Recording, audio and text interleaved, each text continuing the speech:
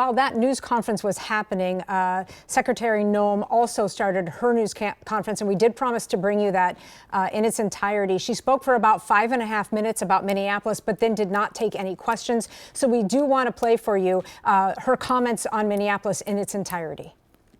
I do want to address the tragic situation that we saw in Minneapolis today that unfolded on the streets. It occurred with DHS law enforcement as they carried out their lawful duties to keep Americans safe in the threat of criminal illegal aliens in this country. At 9:05 a.m. Central Time, the Department of Homeland Security law enforcement officials and officers were conducting targeted operations in Minneapolis against an illegal alien whose criminal history included domestic assault with intentionally inflicting bodily harm, disorderly conduct, and driving without a valid license. An individual approached U.S. Border Patrol officers with a 9mm semi-automatic handgun. The officers attempted to disarm this individual, but the armed suspect reacted violently.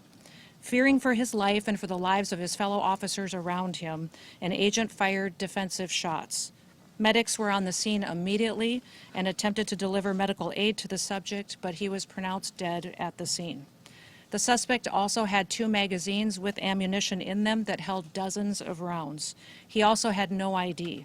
This looks like a situation where an individual arrived at this scene to inflict maximum damage on individuals and to kill law enforcement. About hundreds of protesters then showed up at the scene.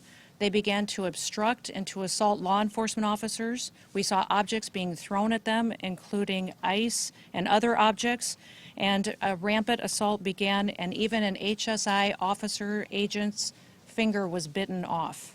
Crowd control measures were deployed to bring safety to the public and to law enforcement at the scene. And once again, I want to remind everybody that this situation and this tragedy did not have to happen. Our law enforcement are doing everything that they can to protect the public. We're praying for this deceased loved one's family and friends, but we also recognize that the Minnesota governor and the Minneapolis mayor need to take a long, hard look in the mirror. They need to evaluate their rhetoric, their conversations, and their encouragement of such violence against our citizens and our law enforcement officers. I'll remind you that Governor Walz today in his press conference said that our officers were not even law enforcement, which is a lie. He's called them the Gestapo. He's encouraged residents and citizens and violent rioters to resist.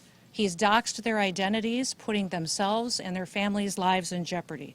He's refused to turn over murderers to federal law enforcement officers. He's protected illegal criminals and protected them from being brought to justice, and even overseen a historic, unprecedented theft of American taxpayer dollars. Tens of billions of dollars were stolen under his watch, and he allowed it to happen, and in some instances may have even facilitated it. In other cities and states across the country, we don't see this happen. Local, state, and officials work with us to make sure that we're making their streets safer. I'll point to the city of Memphis, which is where there is a Democrat mayor in place. He worked with us and our federal law enforcement officers, and we saw murder rates drop by 50% because of that partnership. We've seen historic lows in the criminal acts that have happened in that city. We've had the same amount of law enforcement officers there, but a very different result because of the leadership in place. Last week, ICE did over 2,000 different operations, and we saw people be brought to justice and the American people made safer because of that work. We don't have this problem in Texas or in Florida because those individuals in those states work with us, and they make sure that they keep peace and calm while they bring criminals to justice. In Minneapolis, Governor Walz and Mayor Frey, they instead choose violence. They instead choose to encourage the destruction of their city and the crime against their people. It appears that they want this lawlessness to continue. It appears that they want chaos to distract from the theft and the fraud and the corruption of their city. I'll remind you that this city has been corrupt for years with what we've seen with people that have been stealing taxpayer money, all under the leadership of Governor Walz and Mayor Frey. I'm asking for all the authorities in Minneapolis and the leaders to work with us, and there are 2 things that we have repeatedly asked the governor and the mayor to do. Number one, all we want them to do is that when they are going to release a dangerous criminal from their jails, turn them over to us so we can get them out of this country as soon as possible. Since we have been back in the White House with President Trump's leadership, they have released over 490 criminals onto their streets rather than allow us to get them out of the country to keep families safe. The second thing that we have asked the governor and the mayor to do is to help us keep people safe.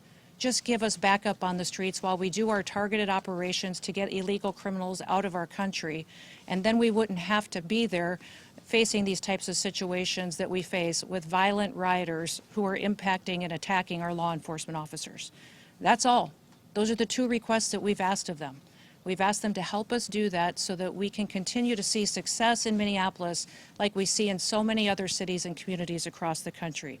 But they have refused because they want us talking about attacking law enforcement officers instead of the fraud and the theft that they facilitated in Minnesota. All right, you have been listening to DHS Secretary Kristi Noem. She spoke, like I said, for about 5.5 minutes about Minneapolis, but did not take any questions, so that's why we cut it off there. She's reiterating what DHS had said earlier today, and Border Patrol had said earlier today, that they were executing a targeted immigration enforcement, when they say the suspect, or the man who was shot, approached agents with a gun. The agents tried to disarm him, but he reacted violently, and their claim is that he was there to kill law enforcement. She went on to say that the Minnesota governor and Minneapolis mayor are to blame for their rhetoric and rising tensions in the street. She also says that the state has refused to turn over violent criminals to them, something the state, the Department of Corrections, has vehemently denied. They say they are turning over criminals when they have them, and the number of criminals they also are claiming isn't true. She also went on to say that we don't have these problems in Texas or in Florida, and maybe someone, one of our investigators, can look into this for me, but I don't know of any cities in Texas or Florida that have 3,000 ICE or Border Patrol agents that are currently in the city right now. And